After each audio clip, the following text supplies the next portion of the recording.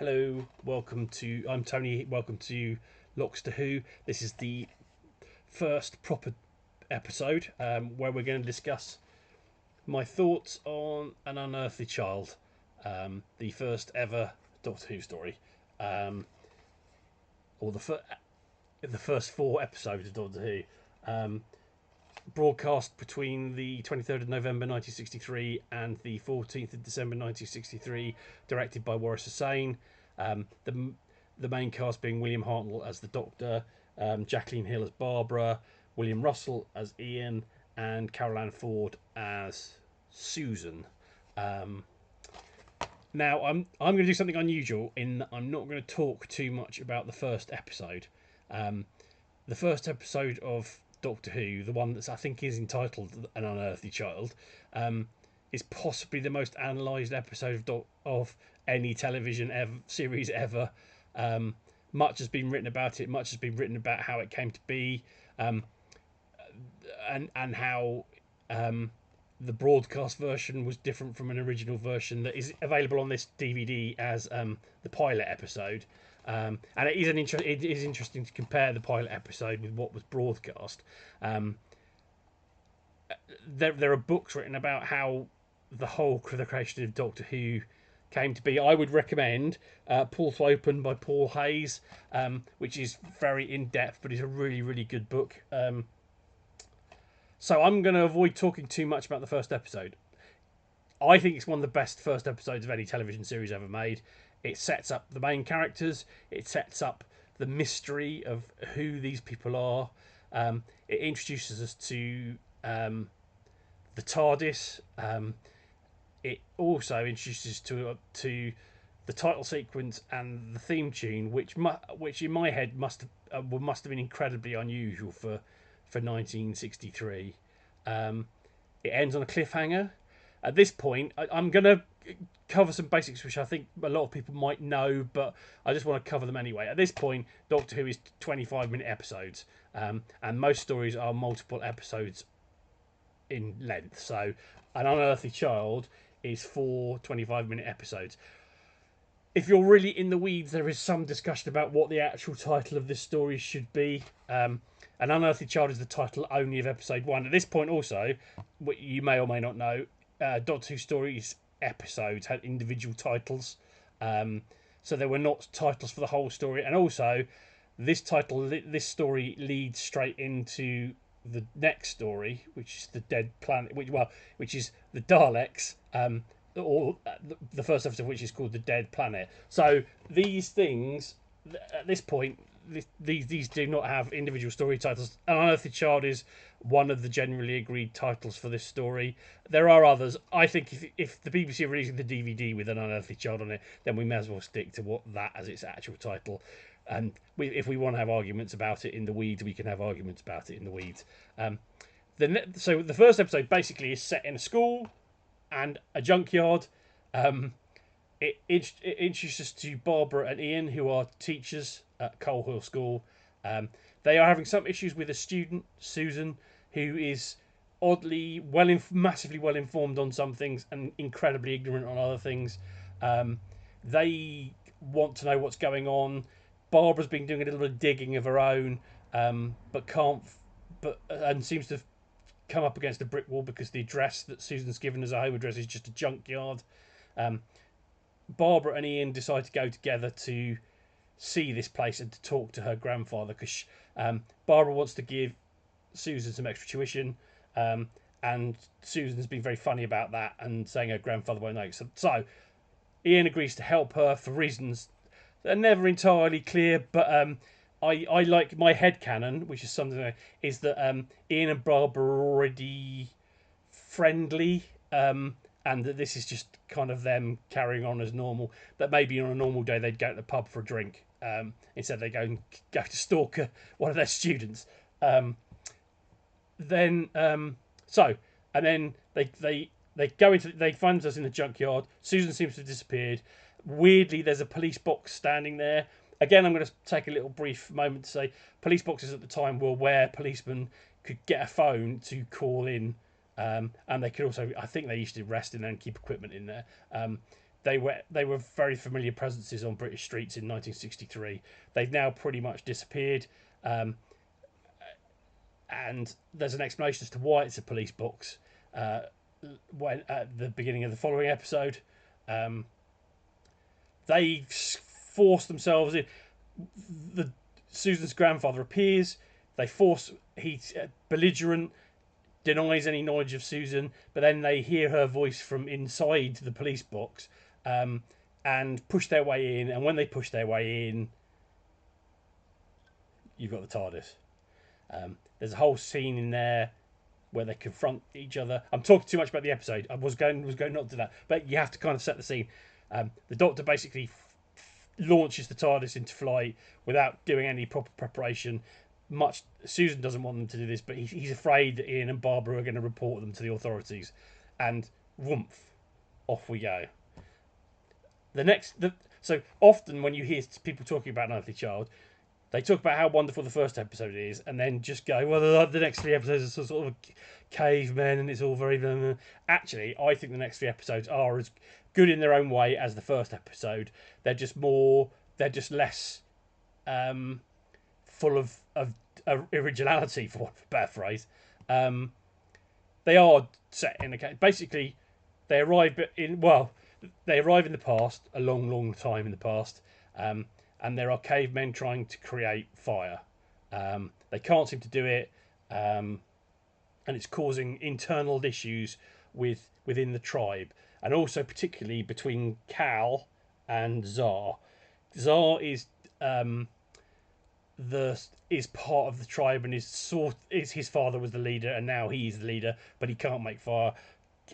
Cal is from another tribe and has been accepted into this tribe, but wants to be leader fundamentally. There's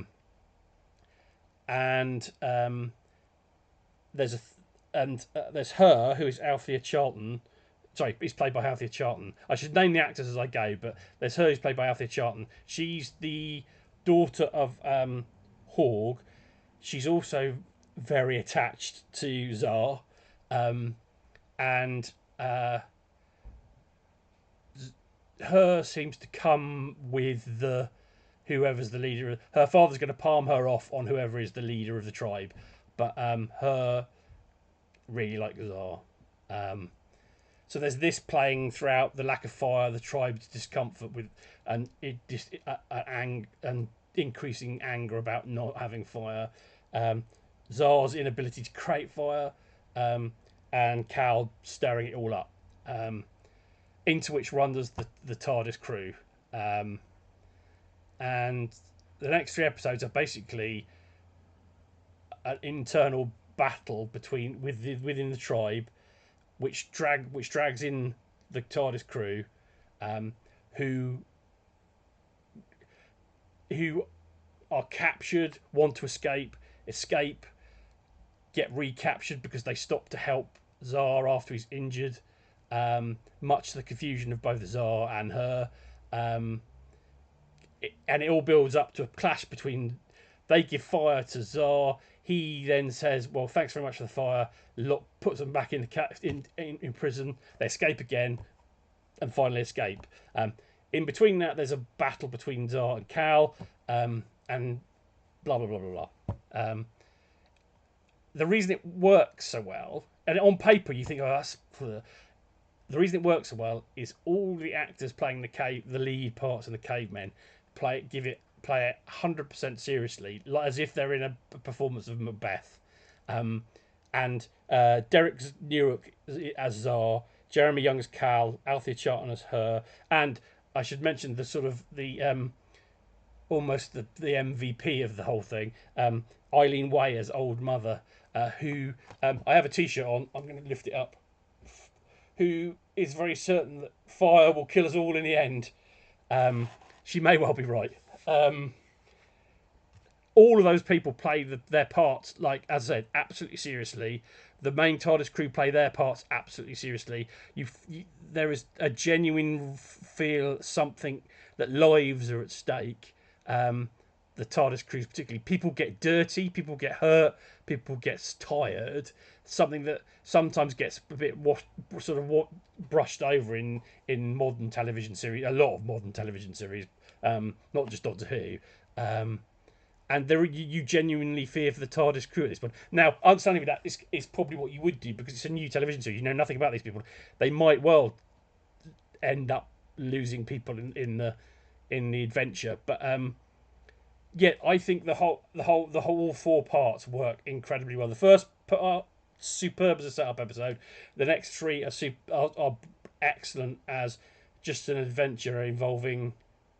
I mean, the politics of the tribe could be the politics of any small group of people. The way the tribe is stirred up first against one person, then against another person.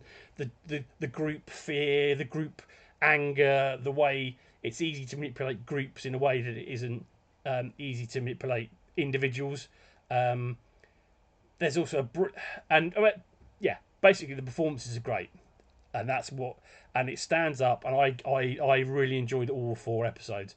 The main cast are all excellent. I think Carol Ann Ford is probably the weak link, not because not she works in the sense, but I think there's going to be a problem with Susan's character. I'm sort of talking from knowledge ahead, so it's not necessarily the best thing.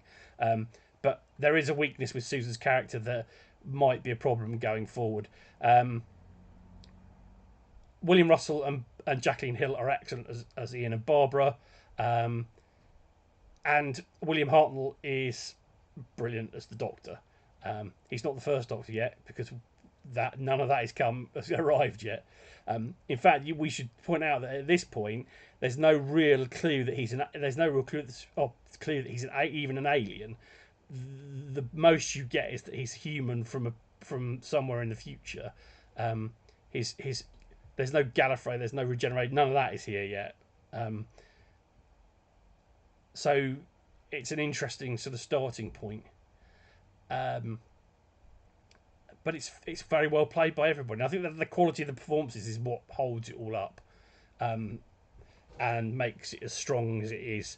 And as I said, the fourth episode ends with a cliffhanger into the first episode of the Daleks. So yeah, that's my basic thoughts. Now, I have done this exercise before. I have watched all of Doctor Who from 1963 to... Actually, I watched it to then what was the then present, which was... Don't even know. I can't remember when I finished it. Definitely Matt Smith. No, it's Peter Capaldi. Yeah, it's the end of the Peter Capaldi era. And I watched all of that. And this is the second time I've done it. And the last time I did this, the William Hartnell era was the one that really I had to change my opinions of entirely, because there's a tendency to see William Hartnell's era as a bit of a mess, because there's fluffs and it's a lot of the stories are too long, which is true to some degree. The pacing is slow compared with modern telly. The way the sort of way television is made then is very different to the way television is made now. But actually, if you watch it in order, it's a real benefit because you get used to the pacing, you get used to the way it's made, and you also get used to the fact that, for example, this is being made in a tiny studio, and yet they try and do great things in a small studio. Even more so in the next story, because I've just been watching the last episodes of that today. But yeah, I think it's one of the not just the first episode, but one of the great first stories in any television series ever made. This is my DVD copy. Unfortunately, there are issues copyright wise with Unearthly Child at the moment, which means it's not on the BBC iPlayer, and it came out on DVD in a box set with the Daleks and Edge of Destruction, called, I think, The Beginning, if I remember rightly. Yes, I am lucky enough to have this autographed by Carol Ann Ford and William Russell. And obviously, while the copyright issues are in hand, this is quite an important thing to hang on to. It's also a reason to hang on to your actual media rather than relying entirely on the internet. Things appear, things disappear. At least if you've got this, unless somebody decides to rob me, break in and steal all my Doctor Who DVDs, which is highly unlikely, at least I've still got this. So yeah, so that's my thoughts on Unearthly Child. I'm sorry if it feels a bit rambling. This is how I do most things in my life, rambling. Feel free to comment, make your own feelings about An Unearthly Child known. I will talk about the Daleks tomorrow at some point, and I am going to talk also. I'm going to watch the Daleks and then watch the Peter Cushing Dalek film. Now, that's not exactly in its right time order, as my friend pointed out, as my friend Jamie pointed out. The Dalek movie actually came out in about 1965, I think. But I quite like the idea of sort of reviewing the film against the original. Well, not against the original. You can enjoy both for different reasons. So yeah, that's An Unearthly Child. I hope you enjoyed that. Polite feedback welcome. Horrible feedback ignored and deleted. Have a good night. Speak to you later. Bye bye.